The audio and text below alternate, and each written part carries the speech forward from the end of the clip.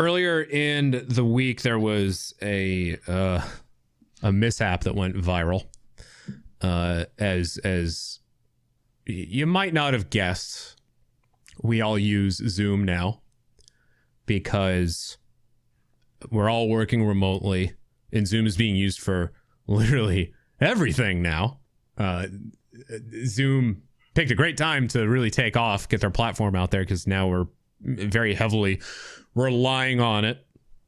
You know, there's like Microsoft Teams, which is just, you know, Skype with a different color scheme. It's garbage. Zoom is let's put it this way. I can now pretty much do this podcast entirely over Zoom because they've really stepped up their game in the last year in terms of audio quality and recording capabilities. So there are still people out there, though, that don't know really how to use it.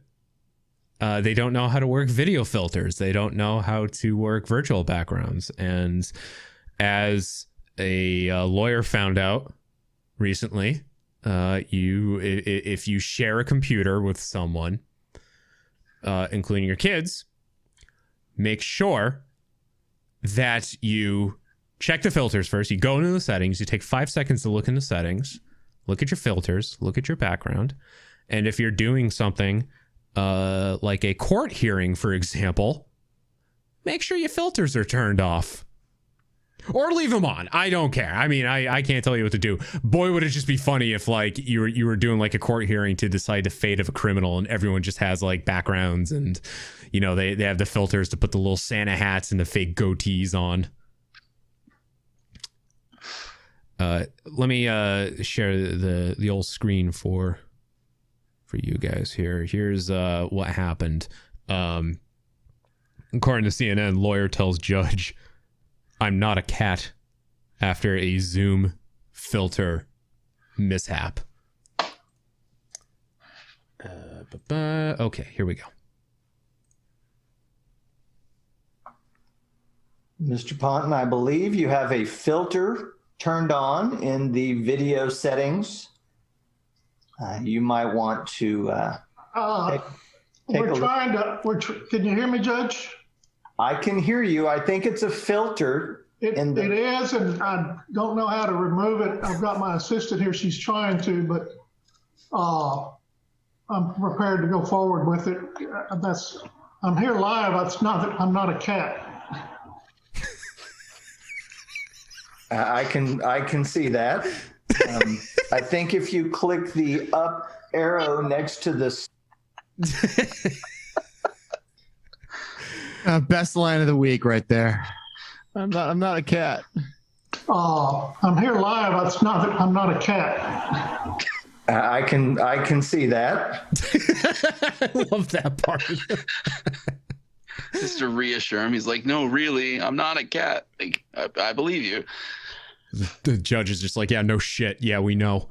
we are aware. He also sounds like awkwardly, like when that clip starts, and his eyes just look down to the right, and then he just sounds like he's in pain. Sad cat. Yeah. There's the dude in the top right who's trying so hard not to laugh, and he just has a shit-eating grin on his face, like he finally just lets it out. But then the old guy in the bottom left just stone-faced the entire time. I think that's the judge, right? The one in the bottom left. No, it wasn't. No? The judge was off screen. I would have loved to see everyone else see what their reactions were. I also like that there's the disclaimer at the top, like recording of this is federally prohibited, and yet it's been streamed and posted everywhere. Right, and here it is on the free internet. I think even that the video I pulled up actually came from that court. Like they posted it. It's got 10 million views already. Mike, you're Mr. Office Man.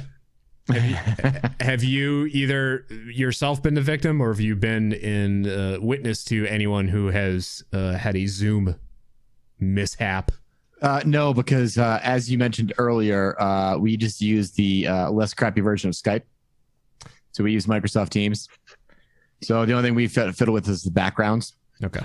But it is fun because I'm one of the only ones that consistently uses different backgrounds, as opposed to oh, I'm going to do this because it looks like I don't have, my pile of laundry in my back room. And it just looks like it's another room in my house. Like, no, I'm going to use the weird animal scape, or like it looks like I'm in a dungeon or some sort of space area. And then I was like, oh, wait a second, I can download images onto here. So I've been taking my team's meetings in front of Four Seasons landscaping. So I was like, hey, you know what? If somebody can get it, they got it. Nice. When this was all the rage for about 2 days, took a screenshot using the camera on my computer, a screenshot of the background that you see now of this room, and removed the chair, so it was just a blank wall. And then I photoshopped Bernie Sanders into the background, and spent a day using that as my virtual wallpaper at work. And it threw a lot of people off because people were immediately making the connection as to how I had this set up. They didn't realize that they were looking at a virtual background. Simpletons. That's what they are. Fooled you. Gotcha. Skip, are you doing anything that would for work anyway, necessitate the use of Zoom or Teams? Not really. So like we worked from home for about 3 months when this thing really took off, but I'm not important enough in the company hierarchy to be needed on video calls for operational stuff. So the only time I've used like Zoom, or in this like Discord has a video calling feature type thing, is to stream or to like play Jackbox with people. Although it does remind me of a story from I think last year with this dude who was doing a weather forecast in I think North Carolina, and was doing it on Facebook Live and activated like some kind of filter rotation thing. So you can see him deliver the forecast and it's cycling through like a Gundam helmets, and then it goes to like a fedora, and then the flashlight thing.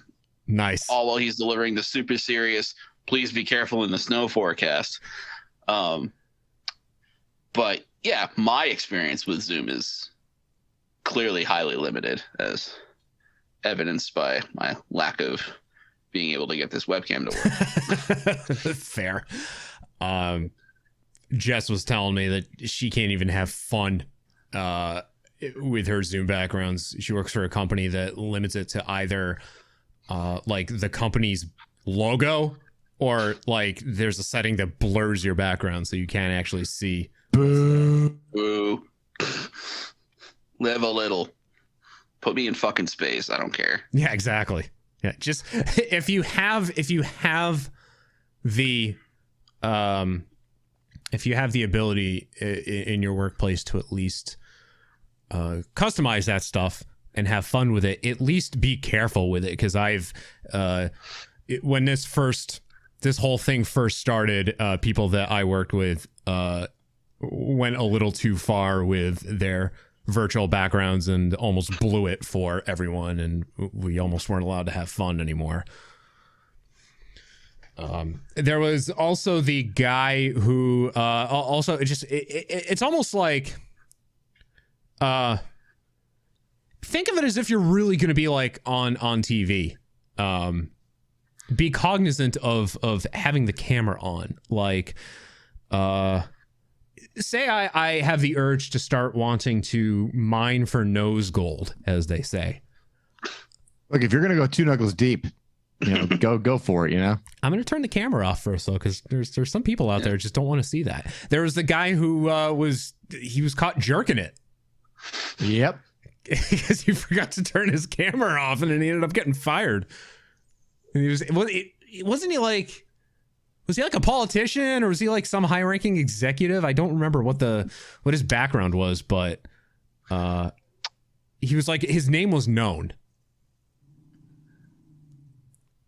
But yeah, don't do that. At least turn your camera off if you're going to do any of that. Don't tug it on his Jeffrey call. Toobin was the guy. Jeffrey Epstein, what? Yeah. Turn your camera off before you hang yourself. He was part of the New Yorker. There we go. Okay. Yep. Yeah, the name sounded familiar.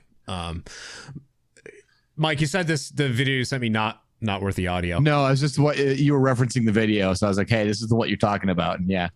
Well, hey, we do a video component here, so for those of you watching at home, I think this is what Skippy was just talking about. Yes. Here we go. Reporter has no idea his filter's on during Facebook Live. All right, social media can really be fun, but sometimes we just end up looking silly. This reporter in Asheville, North Carolina, trying to keep his community informed about snow out there on the roads, but he doesn't know that the random filter generator is on during his Facebook Live. So everybody in the comments section is, asking about the funny faces. This guy has no idea this is even happening.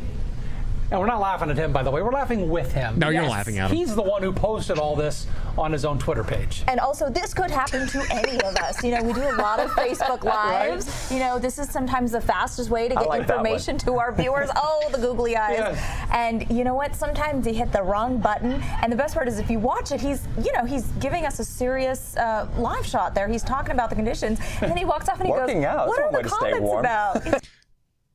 Imagine if there was like a horrible fire in the background. Or if he was reporting on something way 12 people dead after serial killer continues his spree.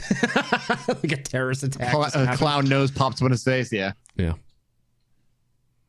Something just completely the worst thing imaginable to happen in recent history, and this dude is here with his funny looking mustache filter, and it just goes through this. It just cycles through all the different ones. That clip did remind me how cringy some local newscasters can be.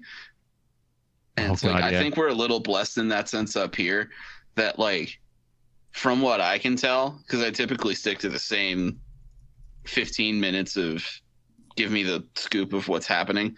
But at least up here, our local news guys aren't super duper cringy. But that's pretty bad. Oh yeah, I mean we're a top 10 market, so you got to be hey, we've got to actually be professional and know what we're doing. Don't forget this. We got Pete Bouchard here in Boston, who's that's true, a bit of a comedian. And a few years ago, he dropped this one when he was doing a weathercast. In town now, our wind chill factor about 23, humidity 85%, a north wind at 13 miles an hour. Picking up some snow, are we? Yes, we are. In Princeton, we picked up 9 inches of snow. Bill Ricca had 7, the biggest amount that I could find, almost as big as me, about 9 inches. Bill Ricca 7, and in Stone. I forgot about that, Jem. See, you can't have fun like that on TV, though. I'm sure he got a finger wagging and a talking to afterwards. Yeah, it's hey, listen, Pete, I need you to do me a favor and just never do that again. See, it's one of those things where it's like my, we have our Hardly Focused web store, and we have shirts available. And there is one shirt that I call the family friendly shirt. And the logo on it, you're not gonna, if you don't get the reference, then don't have someone point it out. Don't have it called out, because then it's going to become a big deal. But if you just present it or just say it and then just let it go, no one's going to say anything. It's not until someone speaks up and says 9 inches, that's offensive, kids could be watching this. Well, now you got to explain it. People are like, I have to explain this to my kid. No, it's a problem if Pete Bouchard comes out and says, Princeton gets 9 inches of snow. I have a 9-inch penis. Okay, that's a problem. That happens in Des Moines. That's what happens. Now that went viral. That's a problem. If you just say 9 inches like me, and little Bobby son of a bitch goes, what does he mean by that, Daddy? And just go oh, that's just how that's how tall he is. He's a very tall man. Say that. The people are stupid. That's the age we live in, and I'm I really want to wear my my family friendly Hardly Focused shirt at work now, because I really want to test this during a Zoom meeting. Have my own Zoom mishap where I'm wearing that shirt and someone calls it out and gets offended, because then I'll be because if they call it out in front of people, then I'd be hey, the only reason anyone here knows what it is now is because you spoke up and said something. If we had all just kept our mouth shut, we would have been fine. My father saw that shirt, for example, and was like, "Oh, what a nice design." oh, father, you just don't know. Oh, how naive. My sweet summer child.